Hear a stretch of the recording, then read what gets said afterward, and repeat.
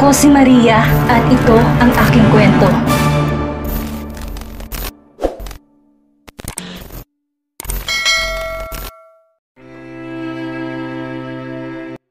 Sebastian and Belle's story. Matapos maging biktima ng isang malagim na trahedya, nagpa siya si Belle Lugario na hanapin muli ang kanyang kaligayahan sa pamamagitan ng pagbisita sa iba't ibang bansa. Na magtungo siya sa Italia upang saksiyan ang kasal na matalik na kaibigan na si Alexandra, muling nagsanga ang landas nila ni Sebastian Carpio, ang pinsan ng kaibigan at karanyang sawimpalad sa pag-ibig. Ang saling kamustahan at kwentuhan, dagdagan pa ng konting impluwensya ng alak, ay nauwi sa isang mapusok na gabi sa pagitan nila ni Sebastian. Dahil sa kalituhan at labis na kakahiyan, sa nagawang kamalian umalis si Belle at nagsimula ng bagong buhay sa Espanya, malayo sa mga kaibigan at kakilala. 3 taon ang matuling lumipas, isa naging arts teacher at wedding singer si Belle. Sa pamamagitan ng kanyang mga bagong kaibigan sa events industry, kinuha siyang singer sa kasal ng anak sa pinakamayamang tao sa Espanya. Subalit may isang problema, ang groom walang iba kundi si Sebastian. Maaatim-bali Belle na umawit sa kasal ng lalaki na aminin man niya o hindi, merong espesyal na buwang sa kanyang puso? O mas makakabuti kayang muli siyang magpakalayo-layo? Kung aalis siyang muli, paano niya sasabihin kay Sebastian na nagbunga ang isang gabi ng kanilang pagkakamali? Agad na pangnuwi si Belle Lugario nang maramdaman ng dalaga ang masakit na pagpintig ng kanyang sentido. Marahan siyang nagmulat ng mata upang muli lamang mapapikit nang masilaw siya sa liwanag ng hotel room na kanyang kinaroroonan. Alam na niya kaagad na naparami ang pag-inom niya ng alak sa kasal ng kaibigan niyang si Alexandra na nagdaang gabi, kaya nananakit ang kanyang ulo. She was never a heavy drinker, though she came from a family of 1, kaya naman mababang kanyang alcohol tolerance. Subalit minsan sa mga espesyal na okasyon, kagaya kabe, she would indulge herself to drink more. Naghintay ang dalaga ng ilang sandali bago muling sinubukang iungap ang kanyang mga mata. Ang malakas na buhos ng liwanag mula sa bintana ang unang nasaksihan ng dalaga. Umaga ng muli. Balik na naman siya sa pag-alala ng mga bagay na dapat na niyang unti-unting limutin. Kumurap-kurap si Belle. Pilit iwinaksi sa isip ang malungkot na alaala ng isang malagim na gabi ilang buwan nang nakakaraan na siyang nagpabago sa takbo ng kanyang buhay. Marahang ipinilig ng dalagang kanyang ulo nang di maalis sa mga laala sa kanyang isipan. Bagkus lalo pang naging malinaw ang mga yon na tuluyang nagpabigat sa kanyang dibdib. Dapat na siya sigurong maghanda kahit na masakit pa rin ang kanyang ulo at mamaya pa ang check-out niya sa hotel. Di na siya maaaring manatili sa hotel ng mag-isa, lalo lang siyang malulungkot doon at makakaalala. May flight siya patungo sa Barcelona ngayong araw, her next destination in her quest for happiness. Maingat na bumangon ng dalaga at umupo sa kama. Nalaglag ang kumot sa kanyang kandungan at doon niya napagtanto na wala siyang saplot na natulog ng nagdaang gabi. Napasinghap siya, unti-unti, bumaling sa kanyang tabi kung saan siya nakakarinig na mahinang paghilig. Halos lumuwa ang mata ng dalaga na makitang natutulog sa kanyang tabi si Sebastian Carpio, ang pinsan ng kanyang matalik na kaibigan na si Alexandra at ang CEO ng isa sa pinakamatatag na negosyo sa buong mundo. Nakadapa ito sa kama. Mahimbing pa rin ang tulog kahit na gaya niya wala ring anumang saplot. Paano? Bulong ng dalaga, natutup pa ng kamay ang bibig. Agad na nilunod sa kalituhan si Belle. Ilang sandali pa bumalik sa kanyang naguguluhang isip ang mga alaala na nagdaang gabi. She remembered they had a moment on the dance floor last night. They were laughing and was clearly having a good time. She genuinely had a good time, bagay na matagal niya nang hindi nararamdaman. Naalala rin niya na itong umaalalay sa kanya, pabalik sa kanyang hotel room, or was it? Pinagana ng dalaga ang kanyang mga mata sa silid na kinaroroonan upang lalo lamang mangunot noo nang mapansing wala ni isa mang gamit doon ang pamilyar sa kanya. I'd like to invite you to my penthouse. Let's continue talking there. Naalala ng dalaga na aya ni Sebastian sa kanya kagabi. Wala siya sa kanyang hotel room. Nasa penthouse siya ni Sebastian. Nakagat na niya ang kanyang pang-ibabang labi at lihim na napaungol. Kasabay noon ang pagragasa na mas marami pang alaala na nagdaang gabi. They talked some more over wine and she kissed him. One thing led to another and then, oh my God! I really slept with Sebastian! Sigaw ni Belle sa kanyang isip bago maingat na umalis ng kama at nagmamadaling humakbang patungo sa bathroom. Kumakabog ang dibdib na humarap sa salamin ng dalaga. Her lips are plumped and there were marks of blusher all over her body.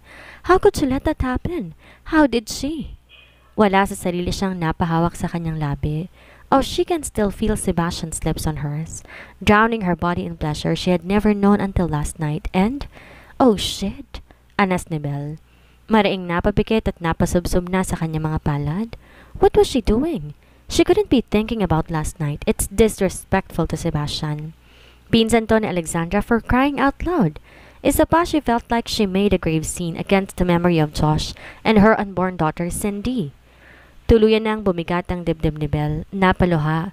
She was confused and she did not know how to recover from that mistake. Bakit kasi mahina siya? Bakit kasi hanggang sa mga oras na yun nasasaktan pa rin siya? Hanggang kailan ba siya maghihilom? Saan na ba niya kasi mahahanap ang mga bagay na muling magpapasaya sa kanya? Kailan ba siya muling liligaya? Hinayaan ni Belle ang sariling umiyak dahil sa mga katanungang yon sa kanyang isip na tila hindi niya na ata mahahanap ang kasagutan. Ilang sandali pa muling naubos sa mga luha. Sandaling nagpakalma ang dalaga bago kinuha ang robang naroon at marahang lumabas ng banyo. Kailangan niyang makausap si Sebastian. Kailangan niyang sabihin dito na dapat na nilang kalimutan ang nangyari kagabi. She would apologize if that's necessary.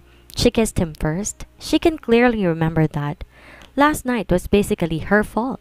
Sebastian is Alexandra's close family. Ayaw niyang magkailangan sila sa mga susunod nilang pagkikita. Tulog pa si Sebastian nang muling lumabas ng banyo si Belle. Maybe she'd just wait for him to wake up? Naisip niya. Maingat niyang pinulot ang kanyang mga damit at muli nagtungo sa banyo at nagbihes. Pagbalik niya sa silid, nagva-vibrate sa may bedside table ang cellphone ng binata. She didn't mean to pry but she looked at it anyway. It was a message. How's my fiancé? You forgot to call me last night. Ring me when you wake up. Agad bumigat ang dibdib ni Belle sa nabasa. Sebastian is engaged. She slept with an engaged man? Muling nanginig ang dalaga. Sinalakay ng konsensya. She didn't know Sebastian's engaged. Alexandra didn't tell her. Well, Sebastian is basically a stranger. Wala na siyang iba pang sa binata kundi ang pagkakakilanlan nito. Hindi niya alam na nakatakda na itong ikasal. Now she feels more awful. Napakalaking pagkakamali ang kanyang nagawa. Kailangan niya nang umalis. Hindi niya na kayang muling pakihirapan pa sa Sebastian gayong alam niya na nakagawa silang dalawa ng pagkakasala sa katipan nito. Kailangan niya nang ituloy ang kanyang paglalakbay. Baka sakaling mabilis niyang makalimutan ang kanyang mga naging kasalanan. Nagmamadali, pinulot ni Belle ang kanyang purse at high-heeled shoes at nagtungo sa pinto. Tinapunan niya ng huling sulyap ang bulto ni Sebastian na mahimbing pa ring natutulog. Last night was the best night she had in a long time. It's not because of what they shared but it's because of Sebastian himself. I hope you take care of yourself, Belle. Find that purpose why you did have to stay. I'm still finding mine. Naalala ng dalaga ang sinabi ni Sebastian sa kanya noon. She's glad he finally found the reason why he had to stay after his own tragedy. Subalit, bakit tila may dalang bigat iyon sa kanyang dibdib? Mapait nang umiti ang dalaga. Goodbye, Sebastian. May we not meet again in this lifetime? Bulong niya bago tuluyang lumabas ng silid. Sir, unti-unti na pong kumakalat sa business associates natin ang tungkol sa pagkakasakit ni Don Fausto. They're anxious. Balita ni Javier sa boss itong sa Sebastian na nooy abala sa pagtitipa sa laptop nito. As per routine, sumasagot ang binata sa emails pagdating pa lang nito sa opisina. Wala mag-asawang Gilbert at Alexandra dahil ang mga tong pangunahing nag-aalaga sa abuelo sa Villa Antonia. Meaning, lahat ng trabaho sa DFC ay sa kanya muna. He plans to hire more people though in the future, hindi ba lang sa ngayon. And why are they anxious? Did they say anything? Anang binata ang matay na sa laptop pa rin. They are worried about the future when the Don leaves this world. Alanganing sagot ni Javier, yumuko. Alam ng assistant, ayaw na pag-usapan ng amo ang tungkol sa sakit ng abuelo nito. Subalit trabaho niya ring ipaalam ditong totoo. Natikilan si Sebastian sa sinabi ni Javier. Huminto sa pagtipa sa laptop nito. Sino-sino sa kanilang nagsabi niyan? Tell me, and I will put them on our enemies list. Banta ng binata. Kung ngayon pa lang nabuhay pa ang nono, pinapakita na nila ang kanilang tunay na kulay. Di malayang sa hinaharap isa sa kanilang tatraidor sa akin kung wala silang tiwala sa pamamalakad ko sa kumpanya. Dugtong pa ng binata, nagdagi sa mga bagang. Sir, please, wag po ninyong masamain ang kanilang pag-aalala. They are just worried dahil hanggang ngayon wala ka pang sariling pamilya. And what does my personal life has to do with the company's future? They want you to have an heir, sir. Sebastian scoffed, giving out a sarcastic laugh. Bullshit. They just want to manipulate me into marrying in their families or kin, just like that girl from the party of Anton Russo. The whore even had the guts to call and text me and claim me as her fucking fiancé. Get me a TRO for that girl? I don't want to see her face ever again. Sir, enough. I will not yield to what those money-sucking bastards have benefited from DFC for year once. Kung kaya nilang daanin sa bola noon ang nono, ibahin nila ako. I will not yield to each and every of their whims. They want to see me with a kid? Give them a picture of me and Aki. Anang binata, bumalik sa pagtipa sa laptop. Di na muling nagsalita pa si Javier. Alam ng assistant pati siya'y papagalitan ng amo kapag sinubukan pa niyang muling magrason. Kahit na pati siya'y sang-ayon din sa mga sinasabi ng business associates ng pamilya. Mas magiging matatag ang DFC kapag nagkaroon ng sariling pamilya ang kanyang boss. An heir means continuity of business towards the next generation. Subalit alam din niyang sa dami ng pinagdaanan ng amo, lalo na sa usaping puso, mahihirapan ang sino mang kumbinse na magpakasal ito at bumuo na ng pamilya. Tahimik na nagtrabaho sa Sebastian sa mga sumunod na ilang oras. Subalit bago man ang halian, naging bisita ng binata si Don Marshall Del Gomo, kaibigan to ni Don Fausto at ang isa sa mga piling collaborators nila na natili ang rights to management sa sariling kumpanya kung saan ang DFC na ang may biggest shares of stocks. Sebastian, do you have time to spare with this old man? Ana matanda na makaupo to sa receiving chair sa opisina ng binata. Pilit na ngumiti ang binata. You know you're always welcome here, Don Marshall. Tell me, what do you want to discuss that you have to come here personally? Gaya ni Don Fausto, matanda na rin si Don Marshall at naipasa na sa mga anak at apo nito ang pamamalakad sa mga negosyo nito.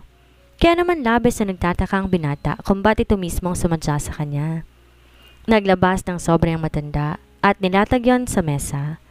I know Fausto is too weak to talk to you about this, but as friend of your family, I know this is an inevitable conversation. Inside the envelope is the details of the Don Galvaro's daughter. They own chains of luxury hotels and high-end malls. She is about your age and still single. Marrying her would be beneficial to you and DFC. I am not here to ask you to make a decision now, Filio. I am just giving you a choice should the inevitable comes. Pinakatitigan ni Sebastian ang brown envelope na nilatag ng matanda sa kanyang office table. A great part of him wanted to tear the envelope apart. Why? Kasasabi lang niya kanina, he will not allow anyone to talk him into marrying any of those rich and demanding brats within their circle. But then, that would mean disrespecting the Don of whom he had known since he was a kid. Bagay na ayaw niya ring mangyari. Nagbuga ng hininga ang binata. Pilit na kinalma ang sarili. I would consider your suggestion when the right time comes, Don Marshall. Sagot ng binata na labis kinatuwa na matanda. I know you would. You are smart like Fausto. I know you'd be a great leader like him in the future. Komento pa na matanda bago to tuluyang nagpaalam. Nang wala na to, saka pa lamang binuksan ni Sebastian ng envelope. Kompletong impormasyon ni Lavender Galvaro na naroon. From her pictures down to her achievements as a philanthropist. It's all in there. The only missing thing is his interest. Mabilis na binilik na Sebastian ang mga papeles sa loob ng envelope bago yun nilagay sa kanyang drawer. Isasara na lang niya sana ang drawer na mahagip ng kanyang tingin ang isang gold bracelet na nakatago rin doon. He gently picked up and gently touched the engraving. Dolce Vita. Sweet life. Tipid ng umiti sa Sebastian. Pag-aari ni Belle ang bracelet na yon. Naiwan sa kanyang penthouse matapos sa isang magdamag na kanilang pinagsaluhan isang buwan nang nakakaraan. Na hindi sila nag-uusap. She just left. Napabuga ng hininga ang binata. He just hoped that when they see each other again, she's finally living her Dolce Vita. Binalik ni Sebastian ang bracelet sa kanyang drawer at nagpatuloy sa pagtatrabaho. It was another productive day for him. Subalit nang humapon, nangyari na ang kanyang kinatatakutan. Binawian na ng buhay si Don Fausto sa Villa Antonia. Samantala, sa isang maliit na ospital sa Barcelona, kabadong-kabado si Belle nang naghihintay ng resulta sa blood work na pinagawa niya. Madalas kasi masama ang timpla ng katawan niya, kaya't gustuhin man niyang ituloy ang paglalakbay, hindi niya magawa. Isang buwan na mula nang umalis siya sa Italy. She had never left Spain since. Bumibisita lang siya sa ibang syudad, subalit bumabalik din siya sa Barcelona because she fell in love with the place. Senyorita Lugario, the doctor is ready to see you now? Anong nurse na naroon? Giniya pa siya sa loob ng isang silid. Naabutan niyang binabasa ng doktor ang results ng blood work niya. Ilang sandali pa nag-angat tingin ang babaeng doktor kay Kate. Ngumiti bago nagsalita. Felicidades, you're pregnant. 3 years later. Muy bien, Salvador. That's a beautiful house.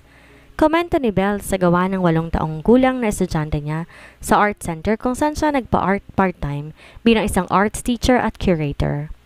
2 taon na ang dalaga sa trabahong yon at talaga namang nag-e-enjoy siyang turuan ng mga bata na magpinta. Gracias, Señora Belle. I will build this someday for my mama. Bibong sabi ni Salvador. Nagniningning pa ang mga mata. I'm sure your mama will love that house, Salvador. Anang dalaga. Marahan pang ginulo ang buhok ng bata. Señora, I will give this flower painting to my abuela. Pukaw naman ni Celestina, ang pinakabata sa lahat, na ang tinuturuan ni Belle na magpinta. The kid is just 6 years old and yet she could draw hydrangeas and tulips vividly. The little girl is gifted. Ang balita niya may sakit ang abuela nito na malapit dito at kasalukuy nagpapagamot abroad.